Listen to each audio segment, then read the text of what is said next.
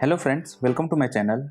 तो PV drawing से related ये मेरा आज दूसरा वीडियो है। जिन लोगों ने भी मेरा पहला वीडियो नहीं देखा तो प्लीज़ जाके पहले वो वीडियो देख लीजिए, जिसमें मैंने आप लोग को एंकर बोल्ट के बारे में बताया है कि एंकर बोल्ट में आप ये जो सेक्शन देख रहे हैं ये क्या होता है, इसका क्या क्या मतलब होता है और इसको कैसे हम समझते हैं, और ये जो चार्ट है, शेड्यूल है, इसको कैसे समझते हैं। तो इन सब के बारे में मैंने डिटेल में वीडियो बनाकर अपलोड कर दिया है। जिन लोगों ने भी वो पहला पार्ट नहीं देखा तो पहले जाकर वो पहला पार्ट देख लीजिए, जिसका लिंक आपको डिस्क्रिप्शन में मिल जाएगा। और आज मैं आप लोग से शेयर करूंगा पार्ट मार्क की ड्राइंग के बारे में, जो कि पीवी बिल्डिंग का दूसरा इंपॉर्टेंट ड्राइंग होता है। आप ये जो ड्राइंग देख रहे हैं इसको बोला जाता है पार्ट मार्क ड्राइंग या एंकर बोल्ट सेटिंग प्लान। अब यहाँ पर भी टाइटल देख सकते हैं, यहाँ पर टाइटल है column and rafter part mark plan. कोई भी पीवी बिल्डिंग बनाने वाला कॉन्ट्रैक्टर या बिल्डर होगा, उसको सबसे ज़्यादा इंपॉर्टेंट इसी ड्राइंग की जरूरत पड़ती है, क्योंकि वो इसी के अकॉर्डिंग कहाँ पर कौन से कॉलम आ रहे हैं, कहाँ पर कौन से राफ्टर लग रहे हैं, वो सब डिसाइड होता है। अब इसमें आप देख सकते हैं, इसमें सेक्शन कुछ नहीं है, इसमें बहुत सारे येलो कलर में कुछ लिखे हुए हैं। अगर आप फ्रेशर हैं तो ये ड्राइंग आप लोग के लिए बहुत ज़्यादा इंपॉर्टेंट होगी, क्योंकि इस ड्राइंग में ही पूरी बिल्डिंग खड़ी हो जाती है। इसके बाद बहुत सारी चीज़ें होती हैं जो कि हम अगले ड्राइंग्स में समझेंगे, लेकिन ये ड्राइंग में क्या क्या चीज़ें होता है और कैसे होता है वो चीज़ के बारे में डिस्कस करते हैं। तो चलिए बात करते हैं सबसे पहले कॉलम के बारे में। अब जैसे कि आप लोग को पता होगा कि एंकर बोल्ट का जो फाउंडेशन होता है, इस पे हमारा कॉलम खड़ा होता है, ठीक है। तो अब इसमें जो कॉलम है वो कौन सा कॉलम है, क्योंकि आपके पास जो साइड पर जब कॉलम आएंगे तो नंबर ऑफ कॉलम आएंगे, राफ्टर आएंगे, तो उसको कैसे आप आइडेंटिफाई करोगे कि कौन सा कॉलम कहाँ पर लग रहा है। आपको देखने में हर कॉलम एक जैसे लगेंगे, लेकिन उसमें ब्रेस रॉड के लिए या फिर कोई अलग एडिशनल कोई मेंबर लगाने के लिए होल होते हैं। अगर आप गलत जगह गलत कॉलम खड़ा कर दोगे तो हो सकता है उस जगह पे कॉलम के लिए दिक्कत हो जाए, और एक बार बिल्डिंग कंप्लीट हो जाने के बाद जब आपको पता चलता है कि ये पर्टिकुलर कॉलम गलत लगा है तो बहुत ज़्यादा दिक्कत होती है, ठीक है। तो जैसे कि मैं बात करता हूँ कॉर्नर से, हमारा ये ग्रिड नंबर जो है वो है 1A, ठीक है। 1, यहाँ से 1, यहाँ से A, तो मैं इसकी बात कर रहा हूँ। अब यहाँ पर देखिए, यहाँ पर लिखा है 11C1, मतलब यहाँ पर जो कॉलम खड़ा होगा वो कौन सा कॉलम खड़ा होगा, 11C1। अब इसी तरह इस साइड की बात करूँ उसके बाजू में, तो 6C1। तो ये जो C है ये C डिनोट करता है हमारे कॉलम को।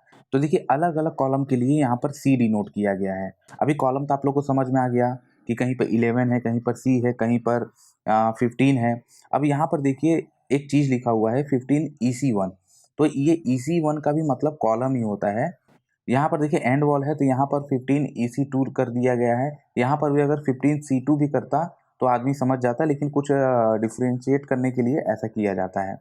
आई होप आप लोग समझ गए होंगे कि कॉलम का पार्ट मार्क को कैसे डिनोट किया जाता है और उसको कैसे आइडेंटिफाई किया जाता है कि कौन सा कॉलम किस लोकेशन का है। अब हम लोग बात करते हैं राफ्टर के बारे में।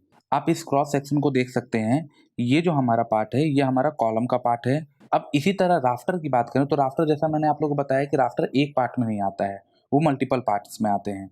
तो यहाँ पर आप देख सकते हैं जो राफ्टर के पार्ट्स हैं वो यहाँ से लेकर यहाँ तक एक सिंगल पार्ट है, और फिर उसके बाद दूसरा पार्ट यहाँ पर है। इस तरह मैं कलर कर दे रहा हूँ। अब इसी तरह दूसरा इसका राफ्टर का पार्ट देखा जाए, अब वो यहाँ से लेकर यहाँ तक है।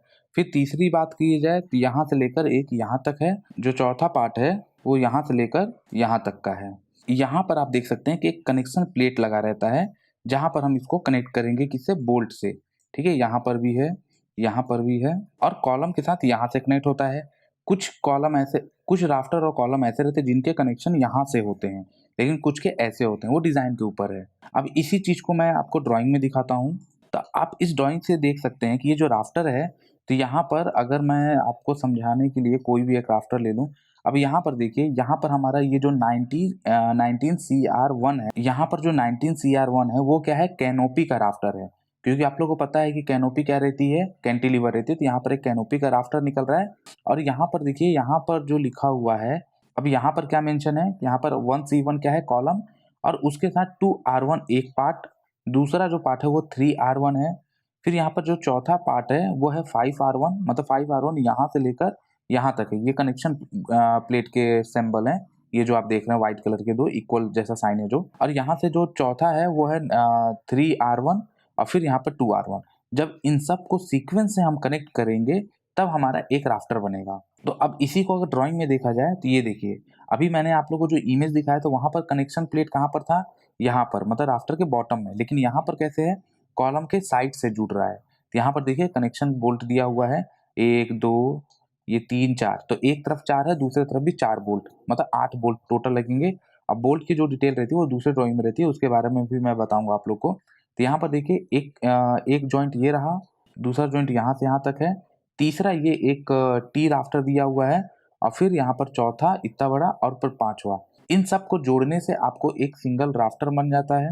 और इसी तरह हर एक राफ्टर के लिए भी अलग अलग पार्ट मार्क होते हैं। और फिर दूसरा, इसी में भी ये भी लिखा रहता है कि कहाँ पर कैनोपी आ रहा है। तो यहाँ पर देखिए, यहाँ पर कैनोपी आ रहा है, ये 2 मीटर वाइड है, तो मतलब कि ये जो हमारा कैनोपी का जो लेंथ रहेगा, कैनोपी राफ्टर का जो लेंथ रहेगा वो 2 मीटर रहेगा। तो वो एक इस कॉलम से कनेक्ट होगा, एक इस कॉलम से कनेक्ट होगा, फिर यहाँ पर कनेक्ट होगा, यहाँ पर कनेक्ट होगा, और इस तरह करके पर्टिकुलर इस वे में ये जो वे है, ये हमारा ग्रिड नंबर कौन सा है, 4 और 5 के सेंटर में। तो 4 और 5 के बीच में एक कैनोपी आ रही है, दूसरी कैनोपी आ रही है 6 और 7 के बीच में, और जो तीसरी कैनोपी है वो 2 और 3 के बीच में आ रही है। आप इसको 1 2 3 समझ सकते हैं, मैंने थोड़ा उल्टा बताया। तो इसमें जो चौथा चीज होता है, अभी मैंने आप लोग को 3 चीज बताया, एक कॉलम के बारे में बताया, कॉलम का पार्ट मार्क कैसा होता है, ये रहा, राफ्टर का ये रहा, कैनोपी राफ्टर का ये रहा, ठीक है, ये मेरा माउस पॉइंट को देखिए।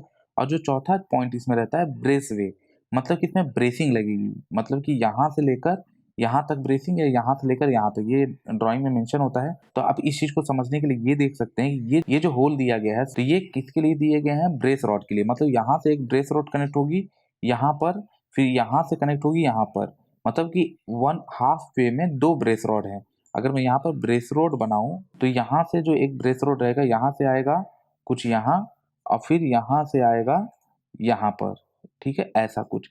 और फिर जो दूसरा रहेगा वो ऐसे करके यहाँ पर आएगा, और यहाँ से ऐसे आएगा। तो इस वे का मतलब हो गया ब्रेस वे। तो कुछ ये 4-5 चीजें होता है पार्ट मार्क के ड्राइंग में।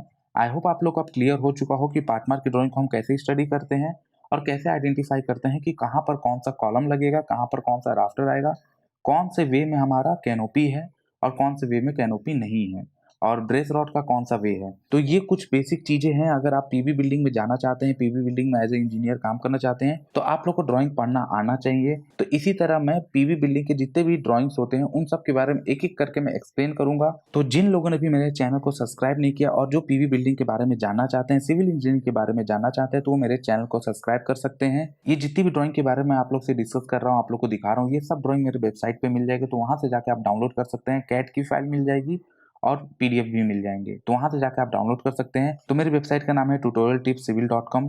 तो आप इसका कुछ गलत यूज मत करिएगा, स्टडी के लिए यूज करिएगा। मिलता है नेक्स्ट वीडियो में। Thank you for watching.